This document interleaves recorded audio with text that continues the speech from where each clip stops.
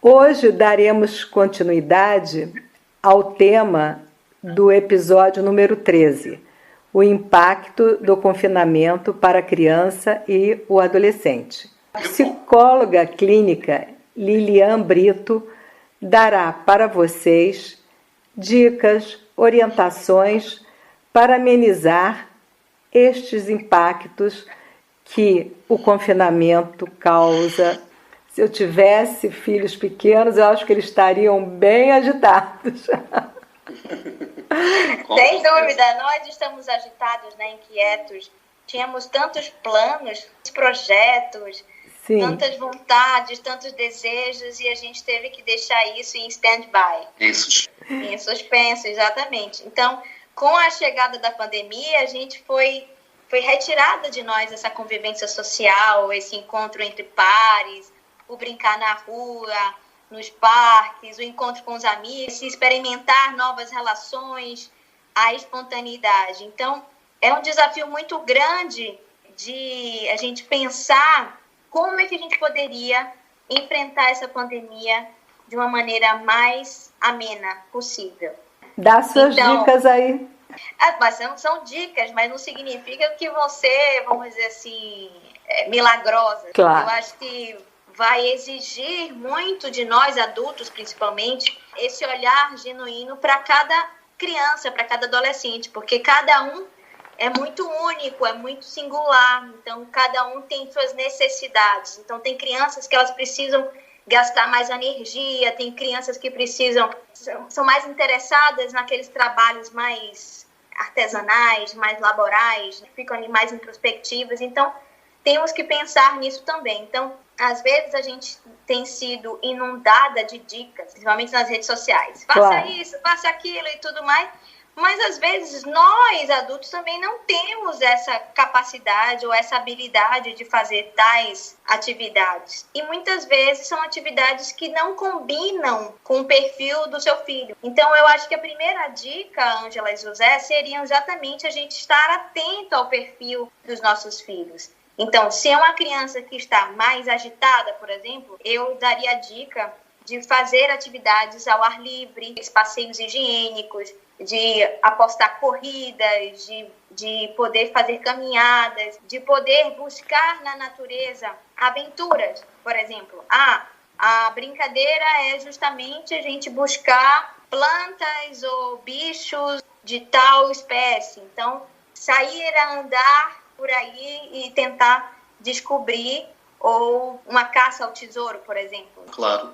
Eu também costumo dar algumas dicas, acompanhando aqui você, Lilian. Nada como fazer pinturas, desenho em papel, com vários tipos de materiais, como as canetas, lápis, guache, plasticina. Manter as rotinas das crianças, penso que isso é muito importante. A higiene pessoal, o pequeno almoço, café da manhã, o almoço, o jantar, incentivar as brincadeiras que gastem energia e que sejam também criativas, em que a criança esteja também como protagonista para se sentir ali um pouco também a sua atenção a ser nutrida. Controlar e estipular o horário fixo para a criança brincar com os tablets e com os computadores, porque uma criança, você deve saber isso na sua prática clínica, que o dia todo não é bom para a visão, não é bom para o cérebro, para o estímulo, enfim, é prejudicial para o sono, porque estão constantemente a receber aquela informação, aquela informação eletromagnética, aqueles raios azul, como se fala. Portanto, promover jogos de tabuleiro com toda a família, criar um horário fixo para fazer um evento familiar. É muito giro isto, que a família junta-se e a criança é flexível, portanto já sabe, ajusta-se à rotina, já sabe que naquele horário, à sexta-feira, imaginando 8 da noite ou 9 da noite, tem ali um joguinho com o pai, com a mãe, com os irmãos. É uma dica também muito, muito gira que tem funcionado bem. A escrita, a leitura, também estimular a escrita e a leitura, apostar em brincadeiras com movimento, como brincar às escondidas, é o esconde-esconde, não é? A apanhada, é o pega-pega, ou soltar a corda, se puder gastar ali um bocadinho de energia. Mais vale do que estar a destruir a casa constantemente. Se desarrumar o quarto todo, respirar o pai e a mãe, aqui eu falo para o pai e a mãe, respirar, não se enerve e no fim do dia instrua para arrumar. Mas não fique o dia todo a dizer, tens que arrumar, tens que arrumar, tens que arrumar. Acaba por ser um martírio. E então dar aqui também estas pequeninas dicas para, enfim, para toda a família viver mais pacificamente nesta altura. Acompanhar aqui a Lilian. Lilian, você como mãe, agora não como psicóloga, como mãe... O que é que vem dizer dali? Lá vem. Como é que você está convivendo com a sua filhinha nesse momento de confinamento? Como você faz a rotina? Claro, como você acabou de dizer, respeitando o perfil da sua filha. Sim. Eu posso dizer assim, é uma montanha-russa. Eu não sei como é que chama cá em Portugal, é montanha-russa, José? É, montanha-russa. Montanha-russa é montanha-russa em qualquer lugar, né? É, qualquer lugar, até na... Eu digo que é montanha-russa porque eu me cobro demais como profissional, eu me cobro demais como pessoa, eu me cobro demais como esposa, como mãe, principalmente como mãe. Então, por eu me cobrar muito, às vezes eu tento buscar sempre um ideal de perfeição. E isso traz um impacto tão ruim para mim, porque tem dias que eu não consigo fazer tudo que eu gostaria de fazer com minha filha. Então, eu acho que até como uma dica é a gente não se magoar tanto, sabe? A gente poder sair dessa idealização de mãe e pai perfeito, dar o que temos. O máximo que eu faço é poder estar com minha filha. Quando eu separo um momento com ela, eu estou com ela e com mais ninguém. E ela se torna, então, prioridade nesse sentido. Então, quando a criança ela se sente prioritária, ela se torna mais cooperativa, mais prestativa, mais afetuosa e mais segura dessa relação. Então, tem dias que eu consigo fazer uma rotina linda e maravilhosa. Outros dias não. Outros dias é uma montanha-russa, porque temos que dar conta de várias atividades, tarefas domésticas, alimentação, sono, trabalho. E ela, de uma certa forma, a minha filha, ela tem amado ficar em casa, porque ela tem a atenção toda para ela. Ela é filha única, então ela ter a mãe e o pai ali por perto traz esse bem-estar. Mas, ao mesmo tempo, ela fica um pouco impaciente, porque nem todo momento eu estou disponível 100%. Claro, aos 4 anos a criança também não tem a paciência. Exatamente, ela não tem essa tolerância toda. E aí eu digo, e puxo o gancho que José falou dos tablets, a gente já tem aí vários estudos e pesquisas dos malefícios que o tablet promove na cognição, na visão, na atenção, na socialização, mas ao mesmo tempo, graças a Deus que existe esse tablet, porque é um mal necessário. Porque para a gente dar conta também das outras atividades, eu preciso que ela se entretenha com outras coisas para eu poder também fazer com que a casa funcione. Claro. Então o tablet ele virou um mal necessário nesse momento da pandemia. E aí eu tenho ficado muito atenta para, vamos dizer assim, ter horários, ter momentos dela estar ali no uso do tablet. Ao mesmo tempo, as escolas estão nos ecrãs, nas telas. Então, é uma coisa até meio contraditória e irônica, porque a gente pediu tanto para esses meninos saírem das telas, da frente do computador, do telemóvel, do celular, e agora eles estão obrigados a estar ali, vamos dizer assim, praticamente 24 horas naquela situação. Então, eu acho que é isso. Não sei se eu respondi sua pergunta. Respondeu. O José, nós também damos aqui nos nossos episódios, sempre que possível, uma dica de alimentação. Você está cuidando bem da alimentação dela, para ela não emagrecer, para ela não engordar, para não comer alimentos que não sejam realmente importantes com valor nutritivo importante? Você consegue fazer com que ela tenha uma disciplina na alimentação? Eu não vou mentir para vocês, mas a nossa alimentação, eu digo eu e meu marido, nunca foi muito boa. Então, não é uma coisa de agora da pandemia. Então, isso de certa forma, continua.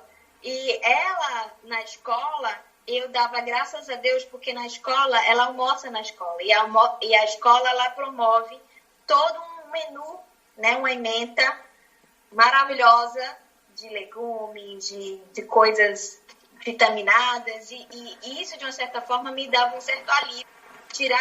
Diminuía a minha culpa de não oferecer uma alimentação tão boa como uma escola oferece. Então, com o fechamento das escolas, eu fiquei um pouco de cabelo em pé. E aí, o que eu faço? Eu tento, em alguns momentos, obviamente, evitar certas comidas, certos alimentos e tentar proporcionar para ela uma alimentação mais rica. Peixes, legumes, frango, uma coisa que ela gosta bastante, feijão. Somos brasileiros, a gente gosta muito de feijão, então, de certa forma, de brócolis e tudo isso. Então você vai ouvir as dicas do José como naturopata e como estudioso da nutrição. Aí, né? O bicho chegou aqui também. Ajuda, Lilian. Vamos derrubar esse bicho. Não, aqui há algumas pequeninas dicas aqui do Imbondeiro. Portanto, ter em mente que estando em casa não se vai queimar tantas calorias, daí não ser preciso ingerir tanta quantidade de energia. São pequeninos tópicos, não é nada difícil. Portanto, aqui o equilíbrio dos legumes e das frutas e das proteínas. É importante não estar sempre a recorrer aos enlatados, que não deve ser de modo nenhum a base da alimentação. Privilegiar as frutas e hortícolas para que garanta o consumo privilegiado destas duas vertentes alimentares que são bastante importantes. O consumo da sopa também é bastante importante no início das refeições. Aqui jogar um bocadinho, porque nem toda a criança gosta, mas tentar negociar, porque é importante esta absorção e esta nutrição através da sopa. Não misturar muitas frutas, escolha uma peça de fruta da época e dê para a criança, porque já os nossos ouvintes já sabem, aqui gostamos de trabalhar a nutrição, que é diferente da alimentação. Portanto, fazer um bocado aquela máxima less is more, ou seja, o menor acaba por ser o maior. Portanto, não misturar, não dar coisas muito confusas e ser simples, porque esta altura também acho que requer simplicidade em todos os gestos. Dê água à criança e evitar bebidas açucaradas, até porque aquele açúcar todo vai estimular a toda a corrente sanguínea. É um açúcar que entra rapidamente na corrente sanguínea quando é absorvido e, portanto, vai criar ali um hiperestímulo que vai ser necessário, acima de tudo, para a criança e, obviamente, para todo o seu ambiente em redor. Se tiver difícil, pronto, negociar um bocadinho e poder abrir uma exceção. Não ser também, nesta altura já complexa, ser ainda mais rígido e causar ainda mais pressão para aquilo, ainda mais do que a criança já tem. Portanto, tentar negociar ao fim de semana, ao domingo, ao sábado, enfim, um momento que a criança pode ali abrir uma exceção e ter então os seus prazeres, enfim, nesta vertente. E evitar o lixo, portanto, o lixo alimentar, os snacks hipercalóricos, ricos em sal, mais uma vez, outra vez, o açúcar, que é o grande veneno neste momento na humanidade, em termos alimentares. Incentivar a criança a comer alimentos de cada grupo, de forma variada e equilibrada. Ensinar a comer bem e de forma mais saudável. Até instruir a criança um pouco, porque não? Falar um pouco. Olha, hoje vais comer isto, porque isto tem coisas que te vão fazer bem. Se quiser até pode explicar um bocadinho, porque as crianças gostam de sentir que têm ali também o seu papel importante na família. Não são só qualquer coisa que têm que responder a tudo que sim. Elaborar uma ementa semanal, deixar escrito de forma lúdica. Também é uma proposta interessante, deixar escrito em cima do frigorífico, porque não, de forma lúdica, para que a criança possa ir absorvendo. Cozinhar mais a vapor, estofados, cozidos, porque não. Esteja atento à rotulagem, como a gordura abaixo dos 3 gramas por cada 100 gramas. Açúcar menos de 2, se possível. Privilegiar os bons açúcares, como o de coco, por exemplo. E o sal, pouco sal, também é importante. As crianças podem e devem participar, lavando a fruta, as hortícolas e passar e juntar os ingredientes em preparações a frio, porque não? Até arranjar o peixe é uma forma de estimular a criança, sempre com a supervisão do adulto, claro, não, obviamente. Portanto, vou dar aqui umas pequenas dicas rápidas para a sopa, a couve, os grelos, o espinafre, cenoura, chuchu. Portanto, nós já falámos do trimbondeiro, não fazer isto tudo junto, no máximo 3 legumes, mais uma vez.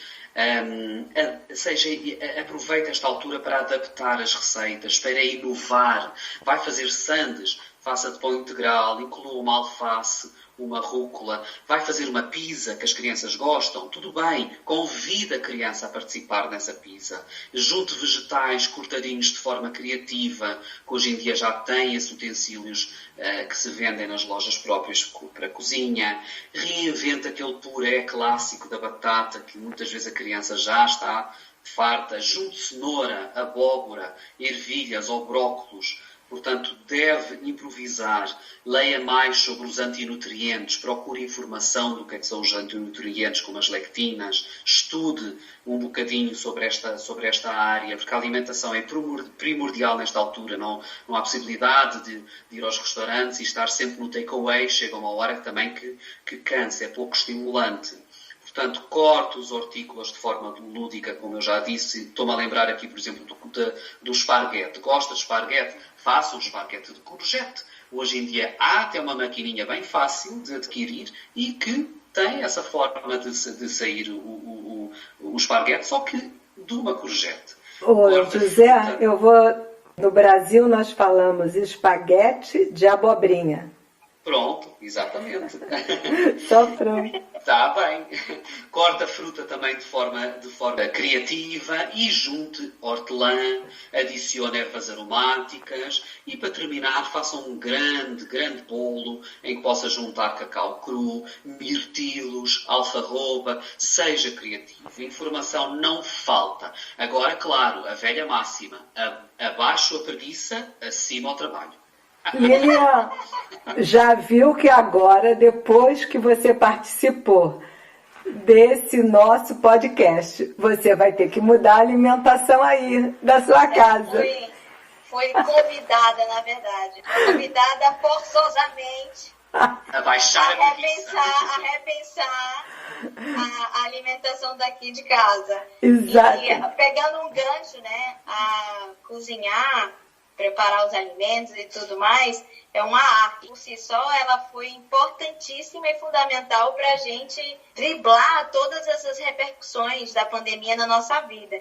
E aí eu trago a arte numa dimensão muito maior, né? A arte de cozinhar, a arte de desenhar, de ler um livro, de assistir série, um filme, os desenhos, as pinturas que o José trouxe também, tudo isso vai colaborar e vai ajudar para a gente conseguir sustentar e aguentar esse tempo da pandemia. E puxando um pouco da sardinha para o meu lado, a dança e a música também são uma arte fundamentais para a gente poder lidar com a criatividade, com a ludicidade e poder também alimentar a nossa saúde mental de uma forma muito mais positiva.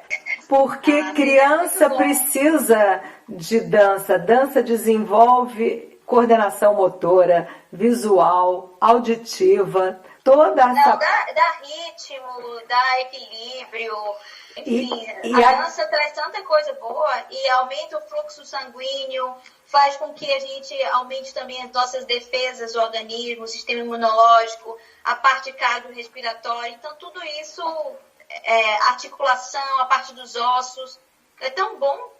E as crianças que já estão em fase de alfabetização ou pré-alfabetização, a dança é muito importante para desenvolver uma escrita e a aprendizagem da leitura mais rápida. Tenho certeza Ângela, disso. Nós ainda temos aqui um depoimento muito interessante. Sim, eu ia pedir até a Lilian para terminar o depoimento que ela trouxe e deixar uma frase de reflexão para as mães. Certo, vamos lá. O depoimento é de uma adolescente do sexo feminino, tem 15 anos, E ela diz assim: por mais que a pandemia tenha sido muito ruim e prejudicial, eu acredito que ela tenha sido muito importante para o meu crescimento como ser humano. Foi um momento de autodescobrimento em que eu pude focar em outras coisas da minha vida, incluindo saúde e hobby. A questão escolar foi uma experiência muito horrível, incluindo carga escolar e afastamento de pessoas. E aí fica perceptível o quanto a falta da escola impacta essas crianças e adolescentes, porque por mais que elas gostem de estar dentro de casa, a convivência social é importantíssima para o desenvolvimento global desses seres humanos. E para finalizar a minha fala e a minha participação, quero agradecer novamente por estar aqui com vocês. Eu quero finalizar com a seguinte frase: a pandemia, ela nos trouxe e nos convidou para fazermos uma reforma íntima na nossa vida e começarmos a colocar na balança o que é realmente essencial para nossas vidas. Mais do que nunca, a saúde mental se torna essencial para conseguirmos enfrentar essas mudanças que estão por vir. Então, cuidem-se, procurem ajuda, procurem os educadores, procurem nutricionistas, os naturopatas, psicólogos. Não fiquem sozinhos, não deixem de pedir ajuda. Somos um coletivo e estamos todos conectados, estamos no mesmo barco, estamos sofrendo também com essas mudanças e vamos precisar encarar essas mudanças que estão por vir. 2019 é o passado e agora temos que nos focar no futuro. A saúde mental tem que estar bem para a gente poder ter força e fibra para enfrentar o que está por vir. E quando eu falo saúde mental, isso impacta todos os outros departamentos da nossa vida, principalmente a alimentação também. Obrigada. Trabalhem na prevenção, não é, Lilian? Trabalhem na prevenção. Então, Lilian, muito obrigada pela sua participação e esperamos tê-la em outros episódios que, com certeza, você irá participar. Só aqui lembrar as nossas redes. Mais uma vez já temos uma página no YouTube, em Bondeiro. Podem ir ao YouTube e subscrever a nossa rede. Estaremos constantemente no Spotify, no Instagram, em Bondeiro 2020 e no Facebook, Embo 2020 por extenso. E vamos também colocar lá umas dicas que a Lilian gentilmente nos vai passar e iremos lá deixar também essas mesmas dicas. Mais uma vez, muito obrigado, Ângela, muito obrigado à Lilian, nossa convidada, e faço minhas as palavras da Ângela. É muito bem-vinda. Muito obrigada. Tema que não falta. Tema que não falta. Se deixar, a gente fica aqui até amanhã. Lilian, você quer colocar um contato seu? Para vocês me encontrarem, tem o meu Instagram, que é @zin.lili, zin.lili. Lá está a minha divulgação como instrutora de Zumba, tem as minhas aulas virtuais, então as pessoas podem entrar em contato comigo pelo Instagram, enviam um direct. E no flyer também que vamos fazer, que já saiu, também vai lá estar essa informação. Também posso colocar meu e-mail, quem quiser também enviar alguma dúvida, alguma pergunta, estou disponível. Um beijo grande para você. Mais uma vez, muito obrigada por nós dois e até uma próxima vez. Obrigada. Obrigado, beijinho, obrigado.